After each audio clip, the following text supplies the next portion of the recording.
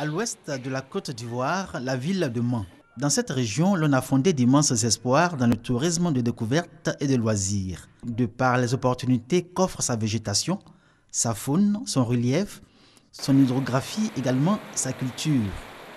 Des atouts qui confèrent à cette partie de l'ouest de la Côte d'Ivoire un grand intérêt touristique. On n'a pas encore exploité le potentiel existant en matière de tourisme. Il faut qu'une bonne organisation se mette en place et que cette organisation attire les touristes vers Mans. Le tourisme à Mans, c'est d'abord et avant tout le site des cascades. Ce site offre à voir une chute naturelle d'eau de 20 mètres au milieu d'un paysage naturel. Magnifique lieu de repos. Ici, c'est très bien et l'air est très fraîche, ça me plaît beaucoup. Aujourd'hui, peu de touristes y arrivent à cause de son accès difficile et sa désaffection depuis la survenue de la crise. Merci à l'État de Côte d'Ivoire qui nous aide à réhabiliter ce site. Nous sommes en train de faire en sorte que le tourisme puisse être la locomotive de développement de notre commune. Direction le village de Guessesso. Une fois sur place, rien à découvrir, si ce n'est de souffrir en silence à la vue du beau gâchis qui est fait de ce qui était autrefois un superbe village de vacances, construit dans le style de l'habitat traditionnel Yakuba. À l'époque même là, on pouvait avoir 100, 200 par jour des touristes qui donnaient de l'argent à la Côte d'Ivoire entière. Aujourd'hui, si je vois que c'est devenu comme ça, vraiment, j'ai les larmes aux yeux. Guessesso est illustratif de la déliquescence des sites touristiques dans la région du Tonkoui et de l'absence de leur promotion. Nous voici à Guapleu, village quartier de Mans, qui a su conserver sa forêt sacrée et ses singes, objet de curiosité. Aucun visuel n'indique son existence, ni ce que le site représente dans la ville de Mans. Oubli coupable, négligence ou faiblesse dans le système touristique local, qu'importe. Guapleu, village qui abrite ce site classé au patrimoine touristique national, en paie le tribut. Comment faire pour que le village de Guapleu bénéficie quelque chose de cette forêt? Que le gouvernement nous aide à protéger cette forêt pour que les touristes viennent. La région du Tonkoui est riche de 8 sites touristiques officiellement, avec chacun sa singularité et ses caractéristiques propres. Avant 2011, le tourisme était pratiquement inexistant. Les visiteurs ont commencé à venir.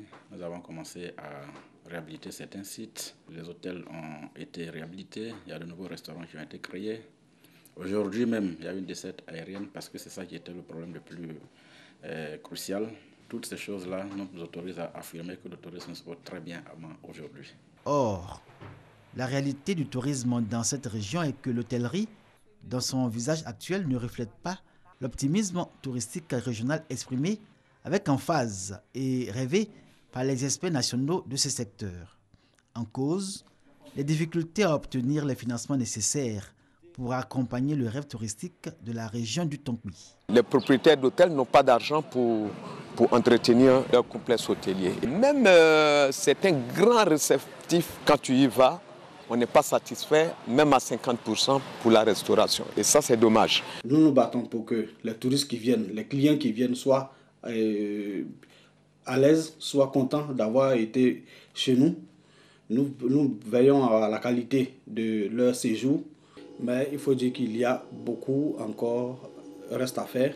Avant, il y avait au moins 10 touristes, peuvent passer un séjour, un week-end ici. Bon. Mais maintenant, c'est plus ça. Vraiment, on a besoin que l'État nous aide. La région du Tonkoui, malgré tout, passe pour la plus attractive. Après le littoral, ses atouts incitent à la rêverie. Ce sont les opportunités offertes par la nature, son riche folklore et l'artisanat, principalement la sculpture et le tissage.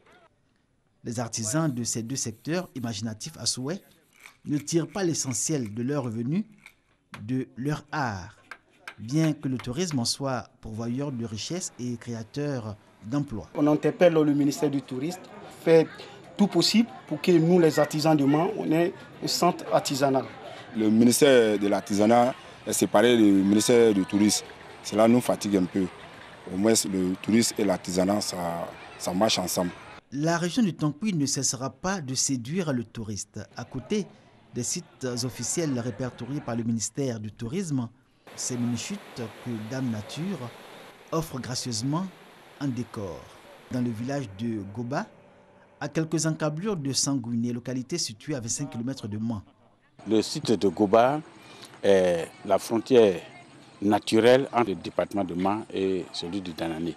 Et nous attendons un financement pour mettre en valeur ce site touristique. Nous allons aussi chercher et proposer à ce qu'il y ait un pôle d'attraction ici.